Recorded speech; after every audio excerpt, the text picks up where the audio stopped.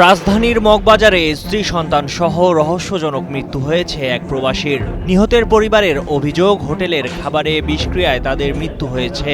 ঘটনার পেছনে খাদ্যে বিষক্রিয়া, আত্মহত্যা নাকি অন্য কোনো কারণ রয়েছে তা জানার চেষ্টা চলছে। পুলিশ জানায়, খবর পেয়ে পুলিশ হোটেল কক্ষ ও খাবার সরবরাহকারী রেস্টুরেন্ট থেকে আলামত সংগ্রহ করেছে।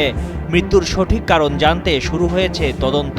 প্রাথমিকভাবে যেটা বুঝতে পারতেছি যে ফুড পয়জনিংয়ের বিষয়টা হতে পারে, তবে এরা লক্ষ্মীপুরের লোক এখানে এসে গতকালকে থাকছে, সারা রাত্রি খাওয়া দাওয়া করছে এবং অসুস্থ হয়েছে। সকালবেলা 9টার দিকে বা 8টার দিকে যখন বের হয়ে যায়, তার আগ পর্যন্ত হোটেল কর্তৃপক্ষকে অবহিত করেনি।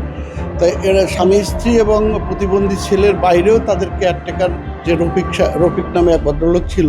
টানা সপ্তমবারের মতো বেস্ট টিস্যু পেপার ব্র্যান্ড হিসেবে স্বীকৃতি পেয়েছে বসুন্ধরা টিস্যু। সেই এন্টারটেনমেন্ট করছে এবং সেই তাদের হসপিটালাইজ করছে, যার কারণে সে আবার তার মেয়েও, রফিকের মেয়েও এখানে আসছিল।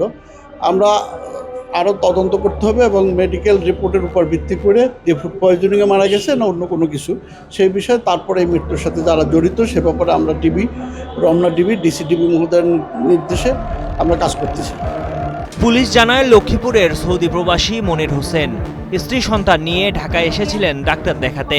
ডাক্তারের সিরিয়াল না পেয়ে মগবাজারে একটি আবাসিক হোটেলে রাত্রি যাপন করেন। সেখানেই খাবার খেয়ে বমি করেন। পরে তাদের উদ্ধার করে আদ্দিন হাসপাতালে আনা হয়। সেখানেই চিকিৎসাধীন অবস্থায় মারা যান তারা। মোহাম্মদ রায়হান হোসেন রনির পাঠানো তথ্যচিত্রে ডেস্ক রিপোর্ট, কালের কণ্ঠ।